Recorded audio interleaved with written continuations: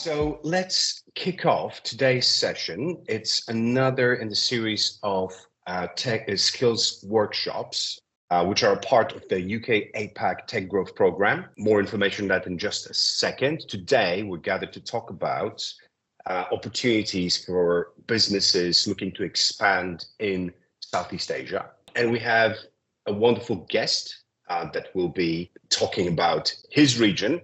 We'll introduce him in a second as well. Just a little bit of housekeeping before we do that. I'm Michael, by the way. I'm your host. I'm going to introduce us and then come back a little bit later towards the end to run a Q&A session. So make sure to stick around for that. If you have any questions as we go through today's presentation, please put them into the Q&A section that you should be able to find somewhere on your screen. So please make good use of that. So just very quickly about the UK APAC Tech Growth Program. It's a UK government funded and supported program that we are running. The name kind of says it all, but it is directed at young, up-and-coming tech companies from the UK looking to expand in the APAC region.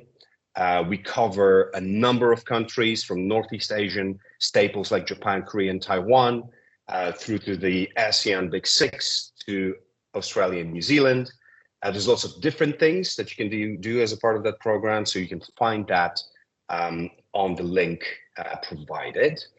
And also, we're very excited because we've just published two incredible reports that talk about these kinds of opportunities in a lot of detail. There are two of them. One is about Singapore and Malaysia, the other one about Thailand and Vietnam.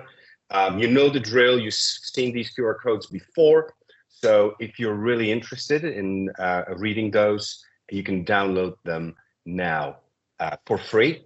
Today, we have the author of those reports, or co-author of those reports, Sarath from Orissa International, based in Singapore, is our partner, our delivery partner. So anyone who's a part of this program doing something in ASEAN, they have the pleasure of working in ASEAN.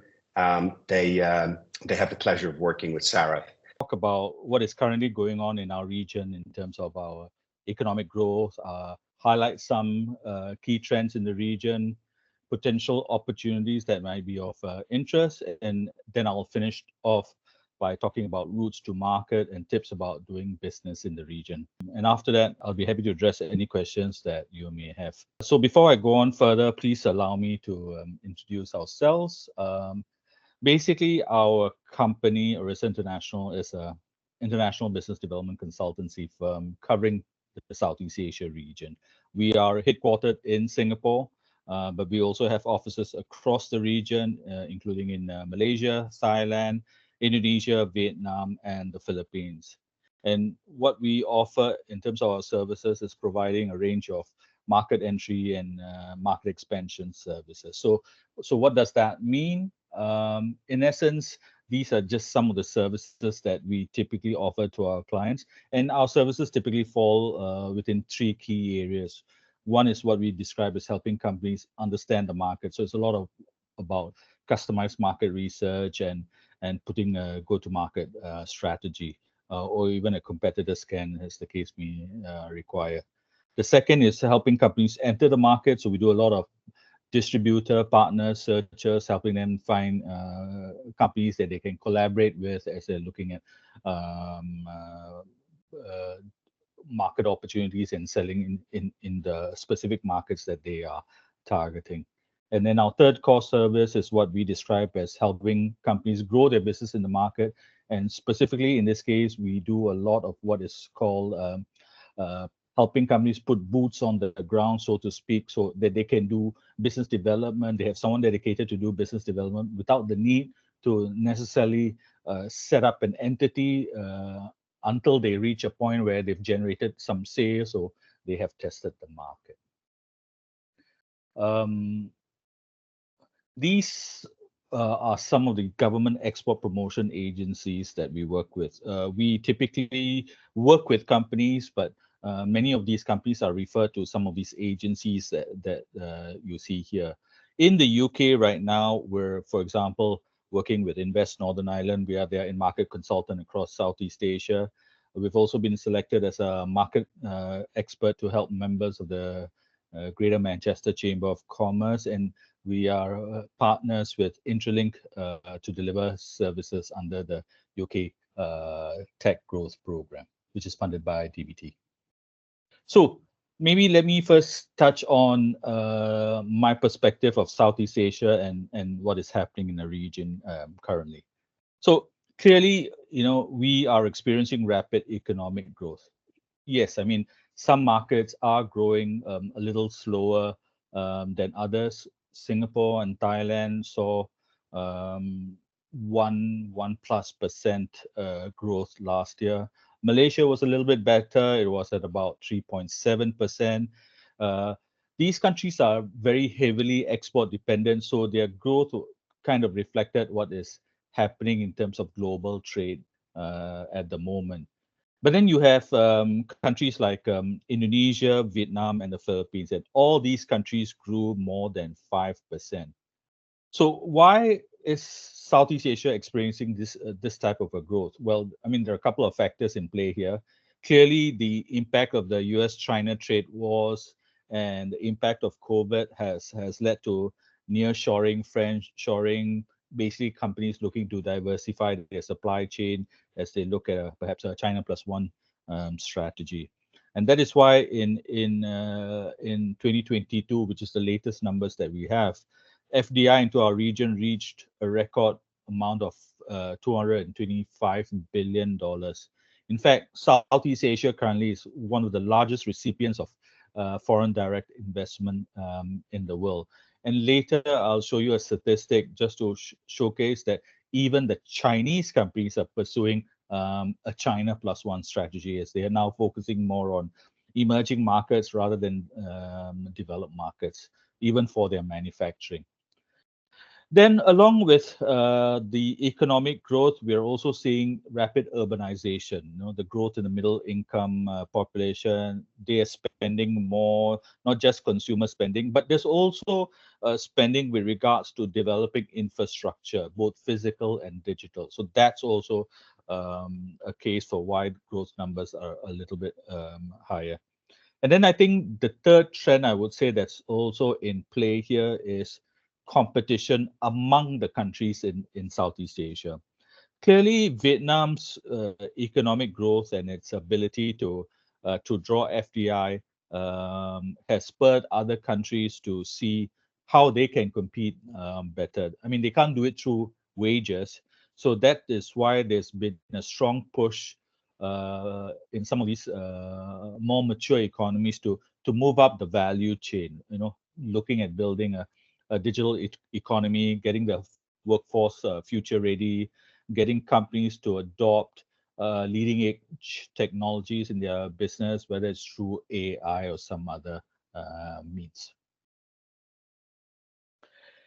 The fact that we are seeing rapid economic growth in our region is not going unnoticed. So, which is why what you're also seeing right now is that in our region, we are actually probably one of the most FTA-wired regions in the world. In fact, we have so many FTAs. It's hard sometimes to keep track of some of the agreements that are in place already. But whether we're part of RCEP or CPTPP, and of course, ASEAN has its own free trade agreements with other countries and some of the individual countries as well. What these FTAs have been one of the key reasons why there's also a lot of interest in looking at FDI and doing business in the region. By the way, I will speak a little later about the UK and what agreements they have in place right now. But for the moment, you can see in essence which countries we are kind of linked with. And I should also mention, as we speak, there are other agreements or discussions going on. So the Canadians, the EU are having discussions with individual countries, And who would have thought even the Middle Eastern countries are pursuing discussions with Southeast Asia. The UAE is negotiating an agreement with Indonesia. The Saudis are looking to establish an agreement with Thailand. So, it kind of just goes on. So, in the case of the UK, there is a free trade agreement right now between Singapore and the United Kingdom. It has been in place now since 2021. And similarly, since 2021, there's also been a UK-Vietnam free trade agreement. So as part of these free trade agreements, there are reduced tariffs, more streamlined customs procedures in place. Just to let you know that in the case of at least the UK-Vietnam FTA, this was actually part of the original EU Vietnam Free Trade Agreement. But after Brexit, the UK continued to be enjoy the same FTA benefits that was negotiated earlier. In addition to the traditional FTAs, there's also now the UK-Singapore Digital Economy Agreement. This was signed in 2022, and as part of that particular agreement, it covers areas such as free flow of data and information, protection of personal data, cooperation on cybersecurity, digital identities, and also reduced barriers for digital trade.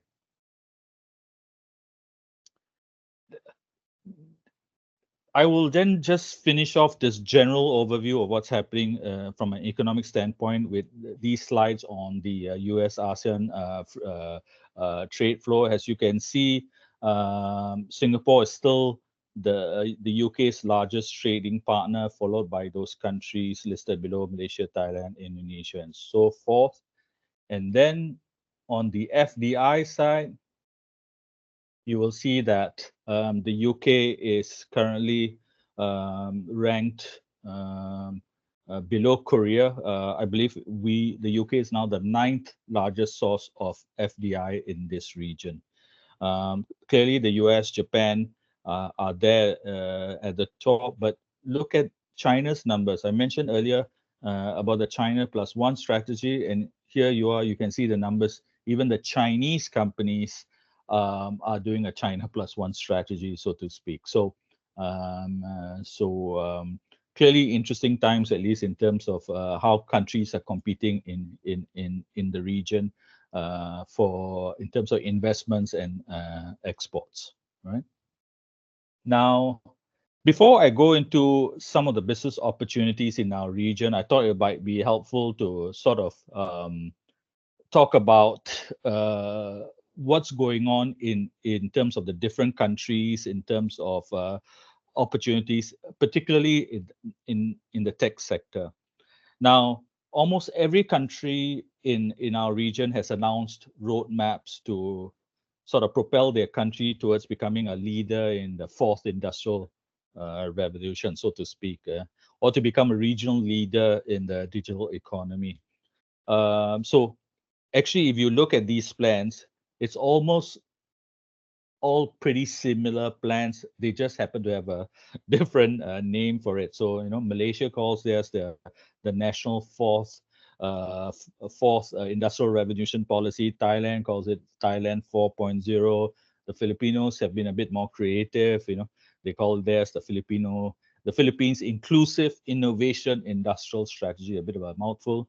And then, well, in the case of the Vietnamese, it sounds a little communist in their name choice, but it's called the National Strategy for the Fourth Industrial Revolution. But really, for all intents and purposes, these are pretty similar plans focusing on very similar targets, which is basically trying to seize economic growth opportunities from new technologies like AI and big data, looking at infrastructure development, expanding the fiber optic coverage, 5G connectivity, addressing digital literacy, talent development, and basically across the board, talking about digital adoption among businesses and among individuals.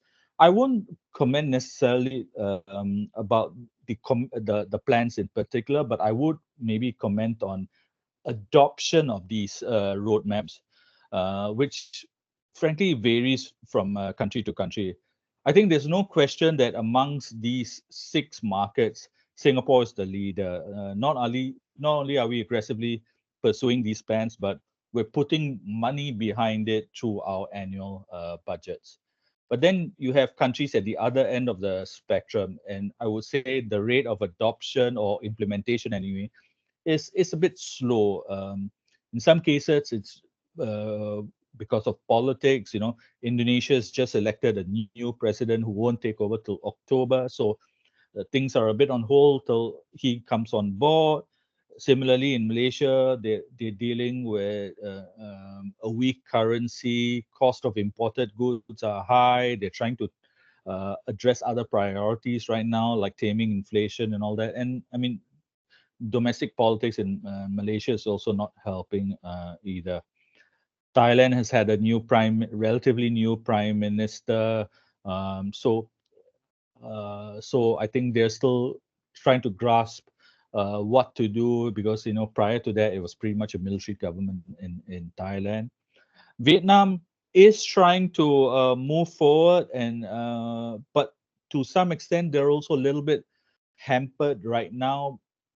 You may have read that there's been a bit of a crackdown on corruption in Vietnam.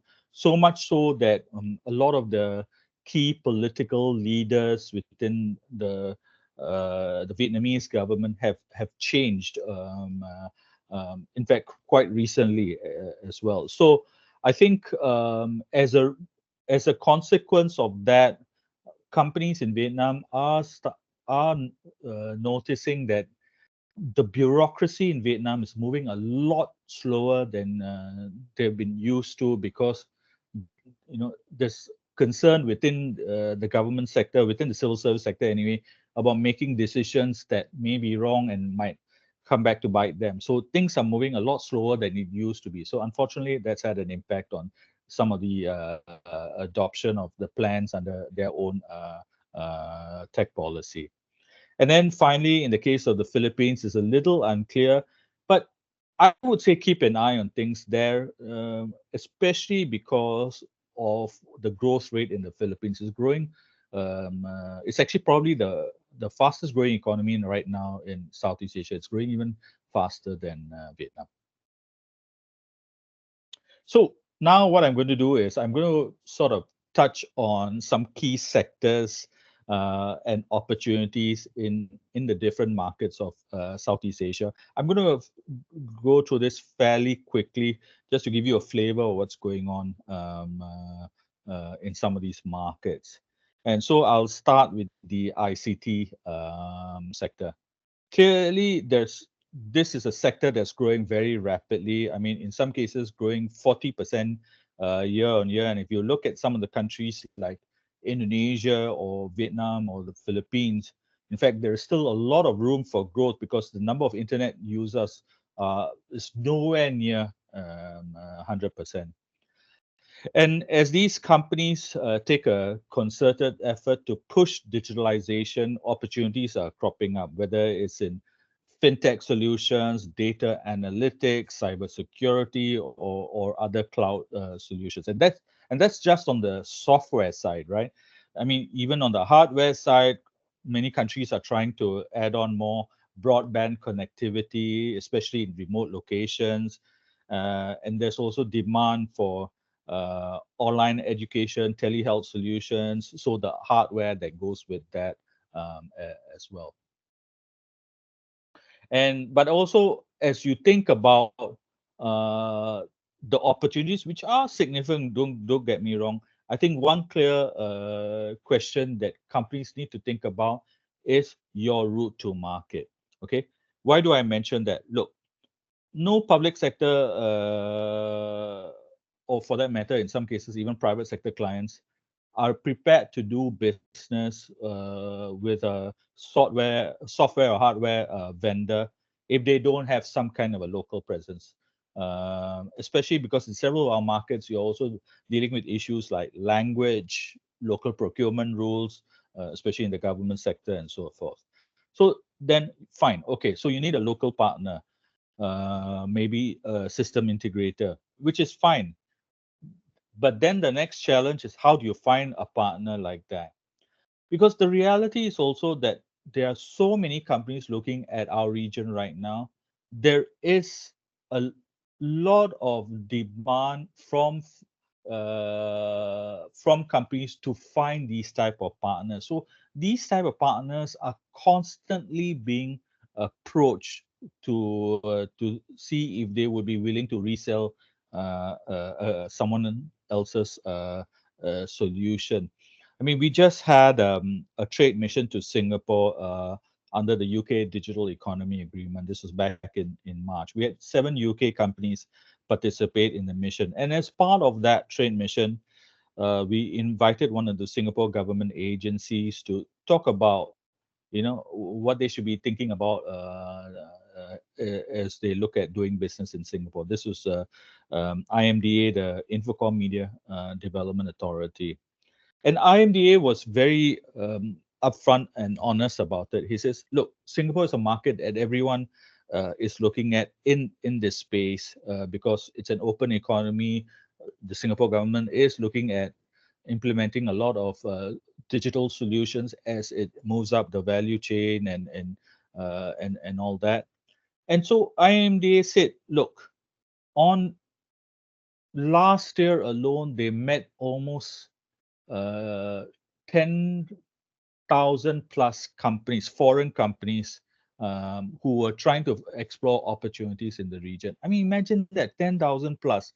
So, and if it's in a market like Singapore, where you have so many competitors coming in, unless you have something very disruptive and you're prepared to take a long-term approach, it's a tough place to get into. So that is why I think the point I want to emphasize again, there are opportunities in the region, but your route to market, your long-term strategy is also just as important.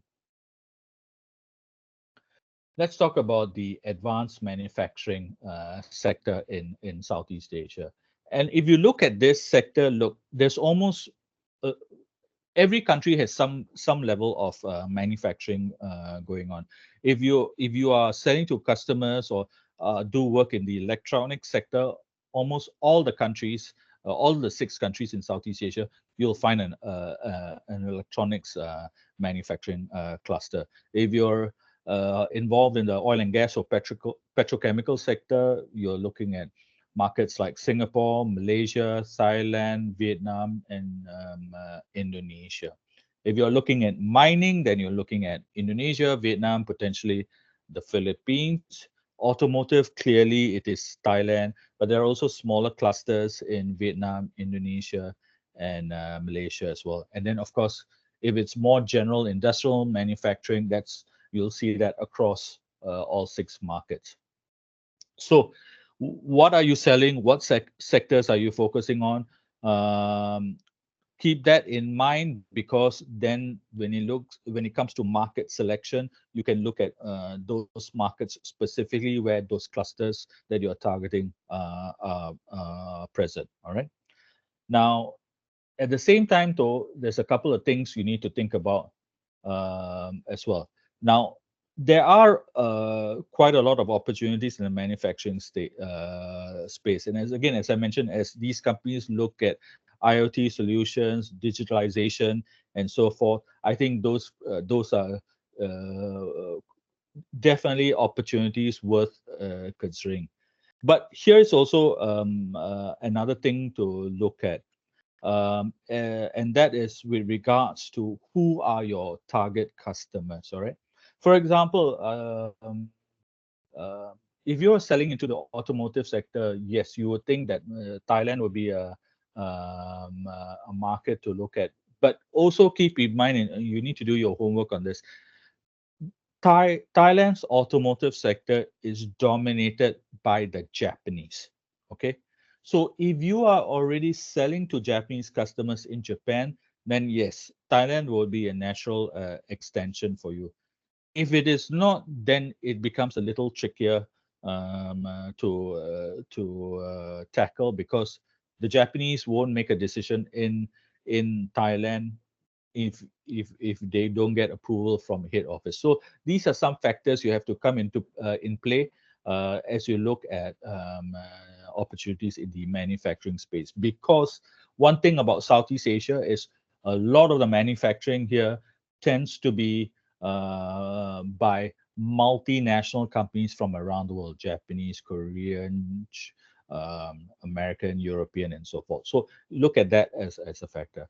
And I will conclude also this part on the manufacturing sector by also mentioning another point here, which is an opportunity. In countries like Malaysia and Thailand in particular, there is a concern within this industry, because both countries are tackling a rapidly aging population. So both in Singapore and in Thailand, they understand that they need to adopt more automation, more digital solutions to address this challenge with um, uh, getting the right workers in their factories. So that's an opportunity worth thinking about. Next, let me talk about the medical sector, and I think there are three trends in the medical space that are worth considering. Firstly, COVID was a significant wake-up call for many countries in our region, because that's when I mean, it was clear then, but it really showed up the inefficiencies and the poor medical infrastructure in some of these countries. The fact that in many of these countries have underfunded their medical facilities and all that was something that came into stark contrast, and many of them are now trying to address that problem. So that is why you're now starting to see money being poured in to build up more public hospitals and to actually improve the level of care in these hospitals. But here's also what's happening as well in our region. We are a we are a big center for medical tourism. At one point, it was Singapore and Thailand. But what's interesting now is that Malaysia has also come into the picture, and the Malaysians are actually even slowly but surely grabbing some market share from the Thais, which have traditionally been a big center for medical tourism. Never mind even Singapore. I mean, even Singapore now, which used to be so reliant on, for example, a market like Indonesia for patients, is now starting to see a lot of those patients going to Malaysia instead. But at the same time, as you have, so on the one hand, you have this medical tourism, and so particularly the private healthcare providers are looking to, put in money for the best technologies, the best care that they can provide to some of these wealthier medical tourists, so to speak.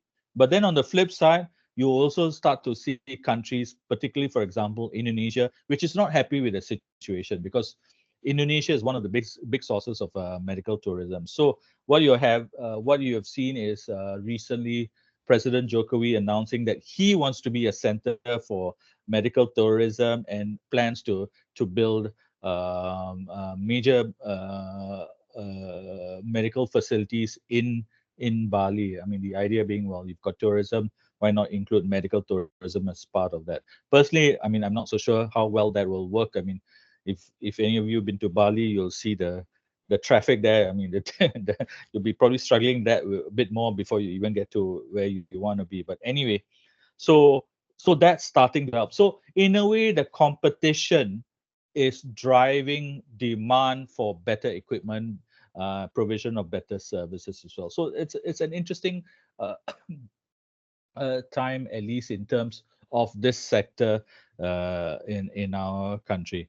And then finally, as I mentioned earlier, when I spoke about the manufacturing sector, uh, trends, the aging population is a big issue in some of our countries. And so the need for more advanced medical equipment and treatment. So if you happen to be selling products like that, Singapore and Thailand in particular are two markets that you want to look at.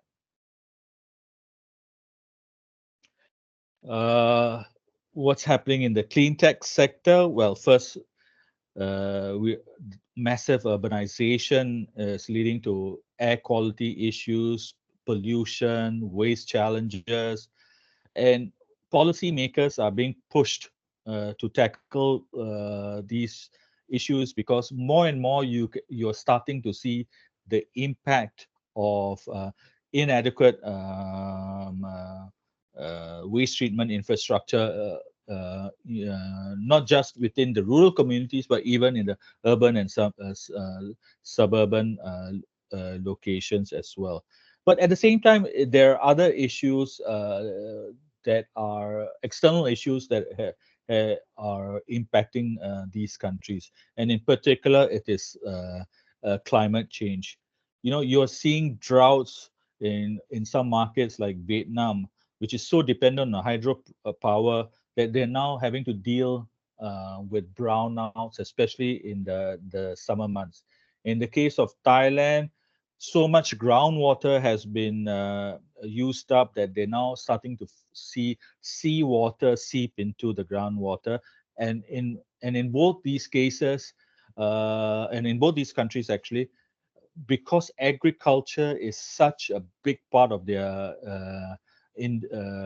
GDP, this has impacted the agricultural output as well. All right. And then at the same time, there are other factors coming into play.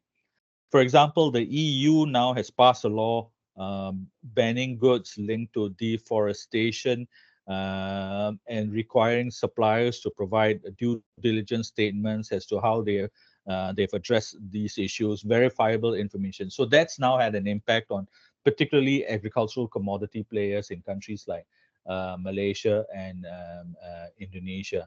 Similarly, private equity is also playing its part. Some of the demand from some of these companies are also expecting their investee companies to address these issues, looking at reducing or their carbon footprint and all of that. Use of recycling technologies, renewables, and so forth. So I think it's a combination of external factors, climate change, what's going on, customer requirements. That's having an impact on what's going on in this particular sector.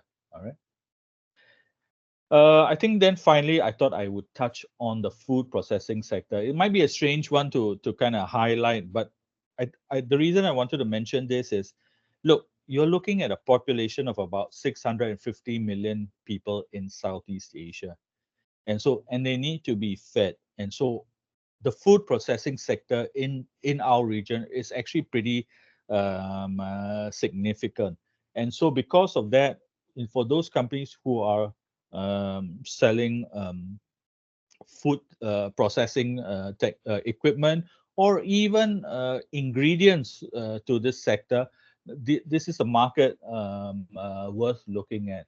And you can't rule out some of the opportunities in this space.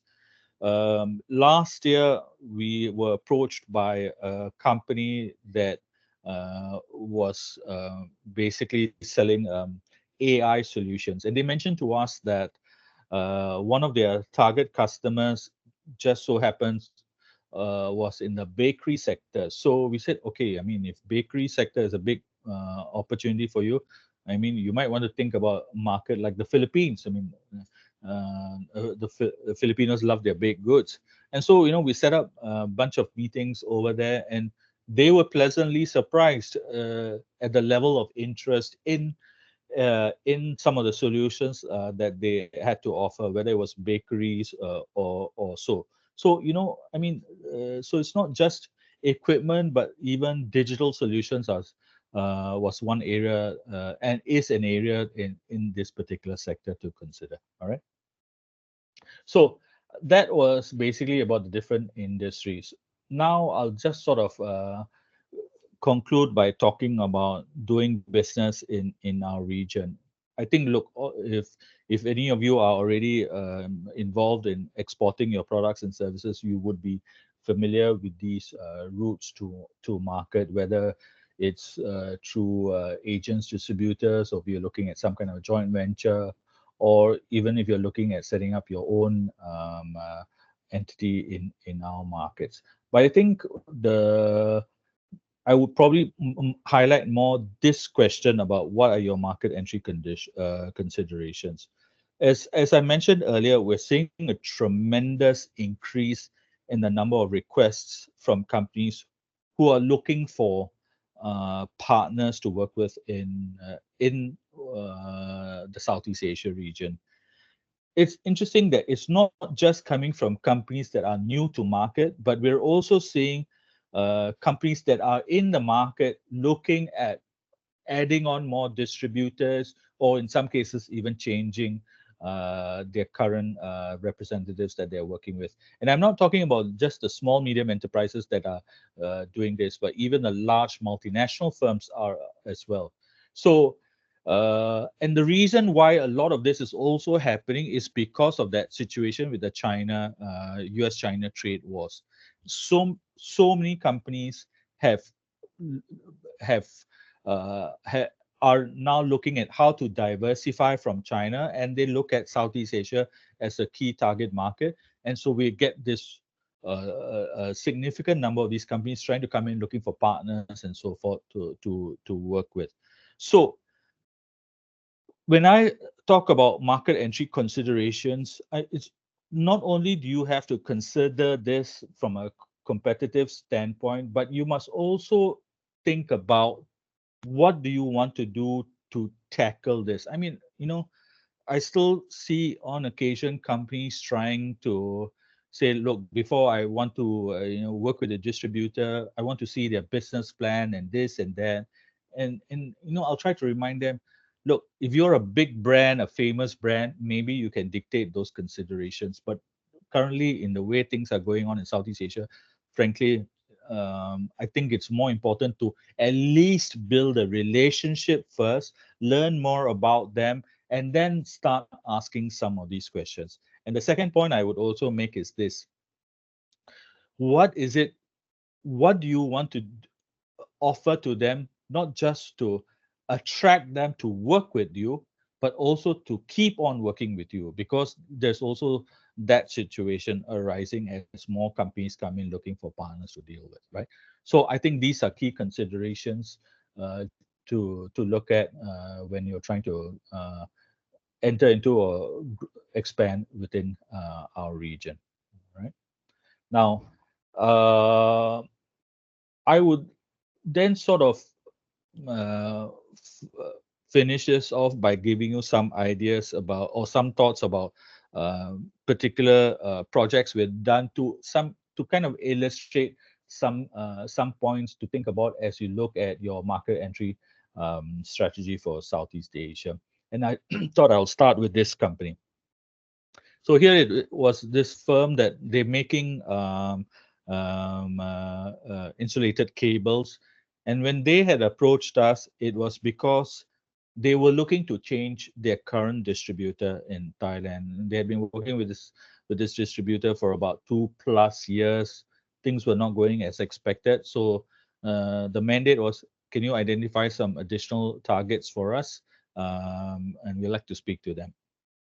And then as part of that mandate, they asked us, could you also advise us who are some of the key end customers, influencers, and so forth that we should be maybe talking to, building relationships with, and all of that. And so we said, fine. So there was a market research component as part of their thoughts about looking at a different go-to-market strategy. We started with the market research first, and very quickly we found out, okay, we think we now understand what the problem is.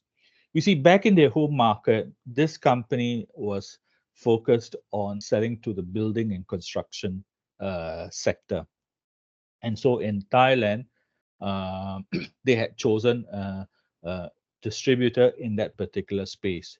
But very quickly, we found that, wait a minute, there are actually no regulations in Thailand in this particular sector that would uh, generate interest from customers to buy their products. You see, in their home market, regulations were a key driver for adopting their product. But in Thailand, at least in the building and construction sector, that wasn't the case.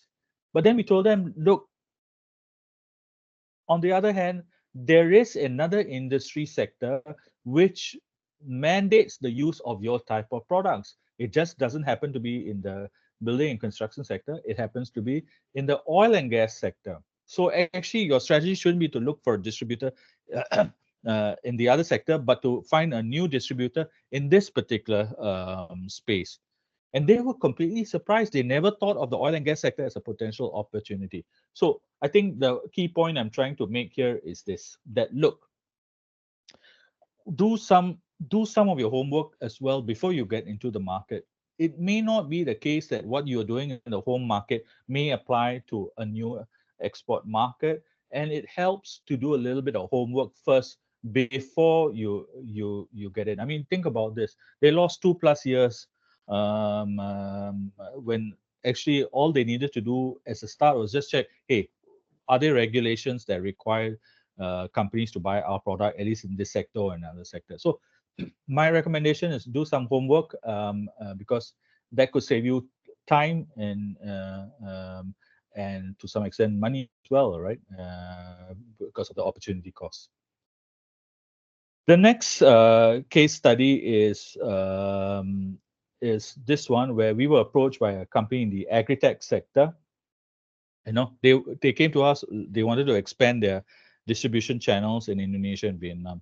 The thing was, when we looked at what they were doing and we did some preliminary checks, they were already working with about 15 plus resellers in each market. And so we asked them, I mean, what is it? I mean, I don't really believe we could add on more to this. But then, you know, they explain who they were targeting, why they felt this was a new uh, um, channel, distribution channel that was worth pursuing, which they hadn't done before. And so, you know, the long and short of it was that we decided to take on this project. But one of the things that was interesting in this, but for us, was the way they had strategized their market entry. You see, what they did in both these countries was that they had set up their own entity, and they were the importer of record for this equipment. So that gave them the flexibility not only to work with multiple distributors, but they could work with smaller distributors as well, who would not have been in a position to import a significant number of their particular products. So they had that flexibility as well. And the third thing was that they controlled the pricing to some extent in terms of the margins. And I thought it was interesting, and I think sometimes companies don't consider this as an option. They're trying to get into a country, they're trying to find a distributor who they say they would like to work with exclusively, you know, and all of that. And then unfortunately they get disappointed and things don't work out. And then they have to start the whole process in terms of finding new distributors. And in particular, in some of our markets where product registration is a requirement, and it is the person who or the company that registers that holds it, the product registration, that sort of controls things. So if they don't work out, the supplier has to change their the whole thing, re-register their products, and find new distributors. So I think this is something it might be worth for companies to think about, that maybe, you know, if you can control much of the importation, which gives you the flexibility to working with more distributors, it's something to consider. And then finally, I will finish off with this particular case study. This was a company that was having a lot of problems. They were struggling to find a reseller in Vietnam. And at the same time, they were also frustrated that from experience in other countries that resellers were not proactive to the extent they would like. So we came in and said, let's do something else for you. We will hire a dedicated salesperson for you without you needing to set up an entity. Let's put this person under our payroll in Vietnam, and this person's job is to go talk to the distributors, resellers, and to talk to end customers. And if an end customer says, sure, we are happy to buy directly, they could go ahead and do that. If the customer says, I would prefer to not to deal with importation and all that, do you have a reseller? They could take that lead and go to a potential distributor and say, look, here is a lead. It shows you there's interest in our product. Would you be willing to import the product and work with us if we have other customers like this?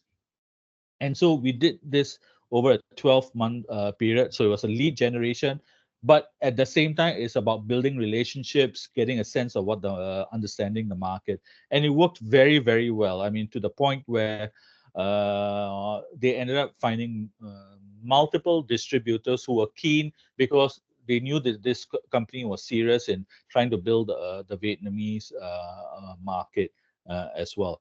And so I think this is also perhaps sometimes another model that might be worth thinking about from a lead generation standpoint if you're getting to a point where you're struggling to find resellers and all that. So I just want to conclude that, I hope I was able to give you a sense of what's going on in Southeast Asia, and these are some of the services we offer. And if there's anything we can do to help you in our region, please don't hesitate to contact us. And with that, I thank you. Sarath, thank you so much. Amazing. Take a sip of water because you've delivered a lot of stuff to us today. And even though there was so much content in what you've given us, and obviously, yes, we will be sharing with anyone who's interested. We'll be sharing the slides. You have the reports. I think there's still some stuff that people are actually quite keen to ask you before we let you go and Sure. spend the rest of your evening. So let's get into that. Just very quickly, a little bit of Q&A. So the one thing that we've seen asked in a number of different forms, I'm just going to paraphrase it and maybe generalize it a little bit, is the Sure. sort of the business culture aspect in Southeast Asia. And yes, the caveats, it's a very diverse region. Every of these, each of these countries is a little bit different. But do you have a handful of top business culture advice that you give your clients who are embarking on the journey into Southeast Asia? Sure. Look, I suppose if you look at why Singapore is a popular market, you are dealing less with business culture here because it's a more westernized country. But on the other hand, if you look at other countries, Thailand, very hierarchical, Indonesia, Vietnam, much more relationship building. I think the overarching theme here is that it's about building relationships. I'll give you an example of what I mean by relationship building. We were helping a company in the fintech sector, and it took them multiple meetings over a period of time to be able to sell their solutions to banks in Thailand. Because the way it works in Thailand is you meet the top person, he says, okay, interesting. Next, you now meet the person below me who will then review the solution. And you've just got this back and forth in terms of trying to understand the market, building the relationships, getting some of the staff to sort of influence the decisions. So you get a lot of that happening in different markets. So depending on your sales cycle and all that, we are a market, we are a region where it will take a lot of meetings and so forth, which is why many companies think about having someone on the ground, even if they're selling through partners, because they want to build that direct relationship and all of that. So I think I would say, while it's different cultures, the overarching theme is that the relationship building is especially pertinent, because here you only business is only done after that. That's why you go to many meetings here. A lot of the time, the first meeting is about casual discussions and how's your family and all of that. Yeah. Interesting. So you do sort of, recommend that people get quite comfortable talking a little bit more about themselves, their personal lives, even though the setting might be, a boardroom or something. It's not off the table, these kinds of topics. No, personal. Very good, very good. And what about, just to follow up to that, so what about language barrier, right? So for example, we deal with a lot of clients who are looking into the classic sort of Northeast Asian markets like Japan, Korea, China. The topic of the language barrier, comes up a lot. What is your kind of take on that in ASEAN and Southeast Asia? Okay. Look, I think the fact is that, especially as you look at many companies now, you've got a lot of staff, whether they're locally or educated or overseas, where English is not an issue. Okay. So increasingly, as when we do meetings for clients in even markets like Thailand and or Indonesia or the Philippines, definitely Malaysia, English may not necessarily be a problem. But the fact is that that is in the initial meetings. But as you go on, as you build a relationship, having someone who can speak that local language, whether it's Vietnamese or Thai, is helpful because of the ongoing discussion. So your first meeting may be fine, but as you go on, that's where the language issues come into play. So something I would say that. Yeah. Yeah, makes sense, and I think it kind of mirrors what we very often say in other parts of Asia, where it's okay to give your initial pitch in English, but once the engineers, for example, get involved and they need to figure things out together to make it work, that's when you need the local language help for sure. Okay, understood. A couple of more. We don't have a ton of time, but I think we have time for maybe two more questions.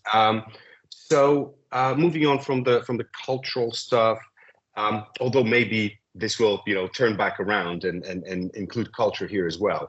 But when we're talking about striking your first deal, or a deal basically in Southeast Asia, be it with an end user, an end customer, or maybe some kind of a distribution agreement.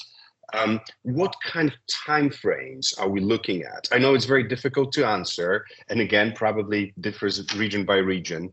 But again, in the context of the greater sort of Asian region, it's kind of it's infamous how, for example, the Japanese are taking their a lot of time to make you jump through a lot of hoops. But once you go through this process, you have a deal for life.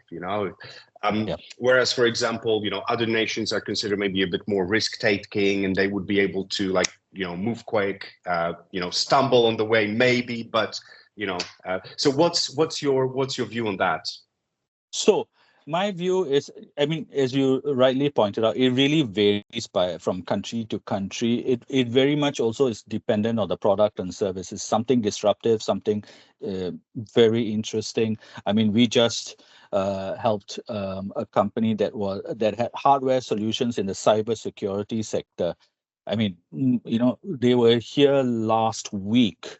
We arranged meetings for them in the Philippines, and yesterday they told me, okay, we've got our first RFQ, 1 week plus. That's very unusual. So, wow. So it can be quick. I think, though, I think here's also the point. Companies should also think about how can we sweeten the deal and get them to adopt solutions. And I say this because sometimes what helps decision making is the fact, look, are you already doing business in one or more markets in Southeast Asia? Okay. And I think if you can find a way to get some project reference, this or that, I think that is very helpful. I remember a project I did many years ago where they were trying to find a local partner, and they went to the local partner and they said, look, we want to work with you. You happen to have relationships with these 3 or 4 major end customers. Here is what we would like you to do. You basically offer that for almost no price at all, almost a giveaway, but I assure you, I will give you your commission. The guy says, why? He said, no, don't worry. I mean, you rest assured, I'll give you your commission, but you can give it practically free. Later, I asked him why. He said, look, if I get these 2 or 3 customers, major multinationals, so what if I lose money? I've got my client reference. That helps me as I look at market opportunities in the rest of Southeast Asia. It's his marketing effort, right? And you know what? The distributor loved the idea. It says, okay, this guy is thinking long term. So it's also about how companies want to approach that in terms of their sweetening the deal and all that. But look, outside that, it can vary from, like in my case, 1 week to sometimes much long. Fintech sector, Thailand, they took about 7-8 months before they came to an agreement. Yeah. So yeah. Got it. Very interesting. So I guess it might be quite quick to get that first deal, but actually you should not necessarily be, if you're smart about it, you shouldn't be expecting that this first deal will be the groundbreaking deal. That's still investment into the long-term sort of potential revenues in the market. And if you have a project reference, client reference in Asia or Southeast Asia, that helps significantly. Yeah, exactly. Okay, so you talked about partners, distributors, channel sales and that kind of stuff.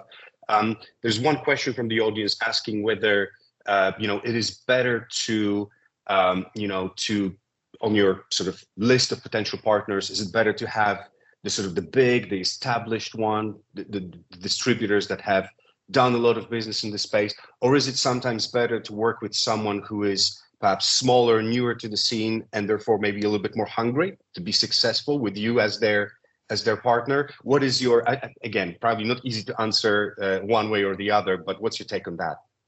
My take is that as you approach the market for the first time, meet a whole cross section, not just in terms of size, big or small distributor, but sectorally as well, because I think what you need to get a flavor of, okay, what is the reaction in the market is, whether good or bad, whether there's opportunities. So I tend to always encourage companies, let's meet a whole cross section. Now, we don't want to get too out of whack in terms of the ideal profile, but frankly, the more you meet, the better, because you just never know from a timing standpoint, that there may be someone who just is hungrier than the other. It might be a bigger one, might be a smaller one. It might be a fact that someone actually has a project in hand already.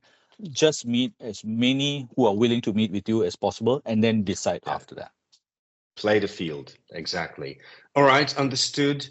I wanted to ask one more, but we really ran out of time, unfortunately.